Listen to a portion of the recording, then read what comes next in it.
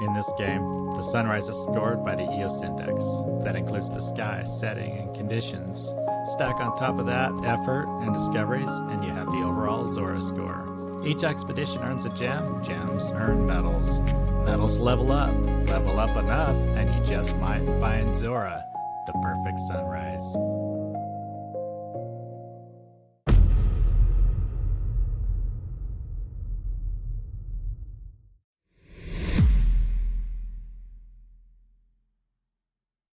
I told Jennifer I had a date idea, a weekend in a haunted town built sideways on a cliff. She said yes. Jerome is built into the side of a cliff. There's no level ground anywhere. Every street has a slope, every staircase is crooked, and walking around for the first time is mostly an exercise in not tipping over. Dinner Friday night was at Vaqueros Grill and Cantina, Mexican food, Friday night, nearly empty, just us, the staff, and the sound of our chips. That set the tone for the weekend, quieter than I expected, in a way I ended up liking. We stayed at an Airbnb called the Speakeasy, historic building, and the staircase up to the unit is both dangerous and exciting. I felt 20 years younger every time I went up, and 20 years older every time I went down. This is how we kept the window shade down. 2 shoes. Welcome to the Speakeasy. After the Sedona sunrise, I drove back to spend the day with Jen and Jerome. The whole town in daylight is leaning, buildings clinging to a hillside that probably shouldn't be holding them up. It looks like a postcard that got crumpled and then reflattened. Saturday morning we did a ghost tour, just us and the guide. We were the entire tour group, 3 people walking around hearing stories. By the end, Jennifer had confirmed her juju feelings. Then we drove out to the Gold King Mine and Ghost Town, which is a ghost town the way modern ghost towns work. Full of vintage cars, abandoned buildings, and, surprise, live animals. There's a goat. There are chickens running the place. There are squirrels who clearly aren't getting paid. It's a ghost town with a HOA. Jennifer found an old ironing board and committed to the bit immediately. And I took 20 photos of vintage trucks because that's apparently who I am now. After that, the Jerome Mining Museum, the small one on the main strip, not the Douglas Mansion. Quick stop, but worth it. Jerome exists because of copper. The town was a boom town in the early 1900s, almost a ghost town by the 1950s, and now it's an artist colony that leans into both those eras at the same time. We had lunch at the Clink Scale and dinner at the Haunted Hamburger. The dinner spot, in case the name didn't give it away, leans hard into the theme, worth both visits. Somewhere in the middle of all this, Jennifer told me Jerome had bad juju. She felt it. And honestly, after a day of ghost tours and copper mine fires and a town that doesn't try to hide any of its history, I understood what she meant. Was she right? I don't know. But she's been right about other things, and I've learned to take it seriously when she gets that look on her face.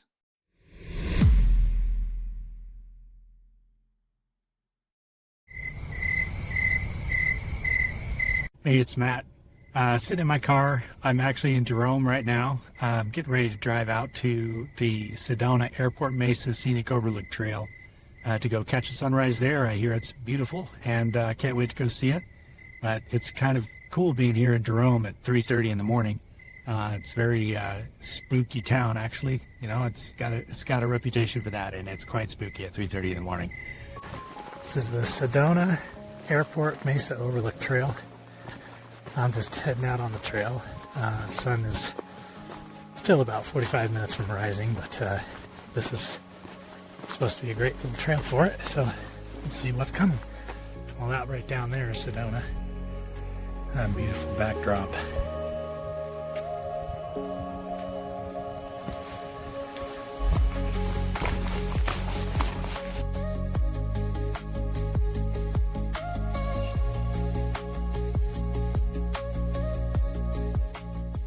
Trail's not difficult, a couple 100 feet of elevation, maybe a mile if you go all the way around, but in the dark, and it's properly dark right now, it's rocky, loose stuff underfoot, the kind of trail you don't want to be moving fast on. Quick Sedona fact. This place is famous for what people call energy vortexes. There are 4 main ones around town, and Airport Mesa is one of them. People come from all over to feel whatever they feel. There's also a thing the trees do here. A lot of the junipers along this ridge grow in spirals, like visibly twisted around their own trunks. The vortex crowd says that's the energy doing it. Botanists will tell you it's the wind.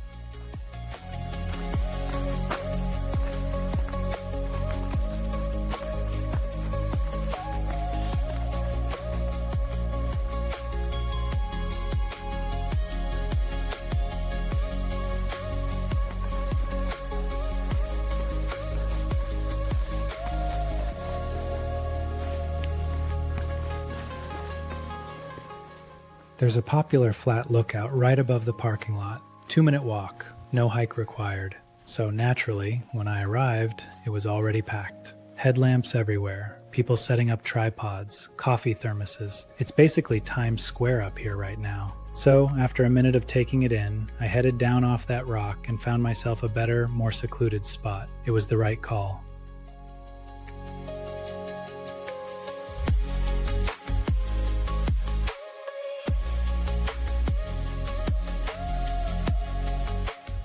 When the sun finally comes up in Sedona, you don't really notice the sun itself. The light hits the mountains first. The red rock just catches. Cathedral Rock glows before anything else. Then Capitol Butte to the west picks it up. Then the cliffs around me. It's like the whole valley wakes up from the rocks inward, and the sky is doing its own thing way overhead, almost as an afterthought. This is why people come here. And this, what I'm standing on, 100 feet below the popular spot, is why it's worth ignoring the easy answer.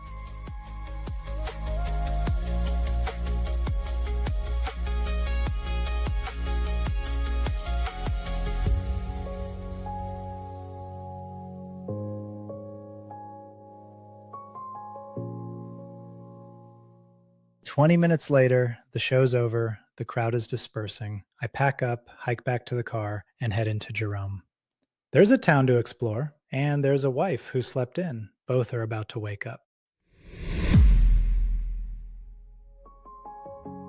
Time to score this sunrise. It was a fantastic trip up there to Jerome and also to Sedona for the sunrise photo. I have quite a few photos to pick from, but the one I've decided to go with is this one. It just encapsulates everything that I love about sunrise photos. In particular, I just love the way the prickly pear cactuses reflect the glow of the sunrise. It's that particular color, that alpenglow, that when the sun comes up over the horizon and illuminates everything, it just brings out the most natural beauty that you can imagine. And so this one is the perfect sunrise photo for me. I've got to pick a lot of photos here. Don't they just look awesome when they're all collected together that way? I just love the color that we get when we're up in Sedona. All right, time to score that sunrise.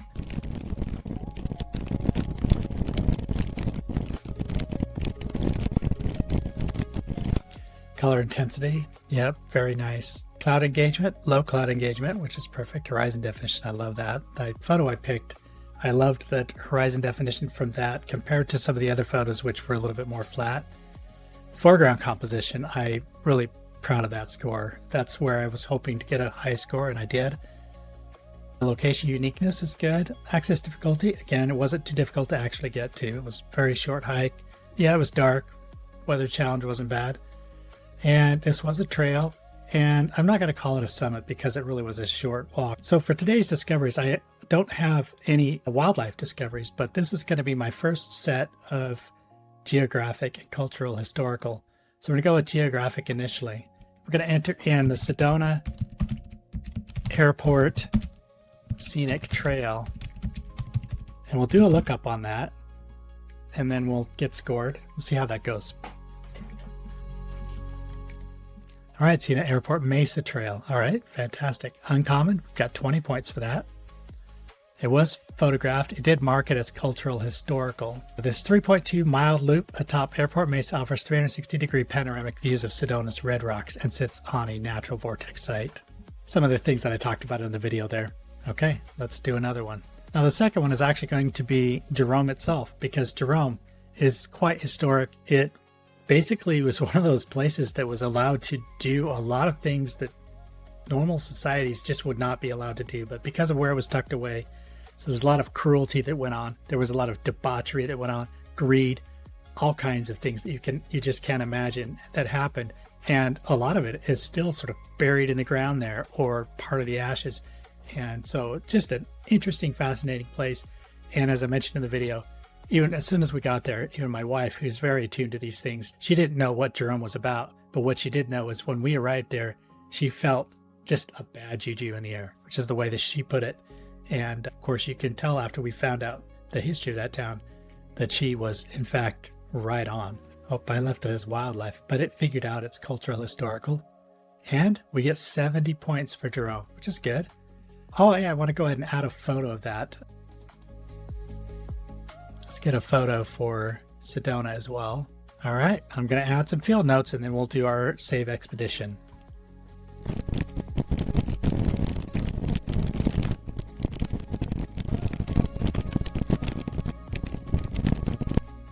All right, here we go.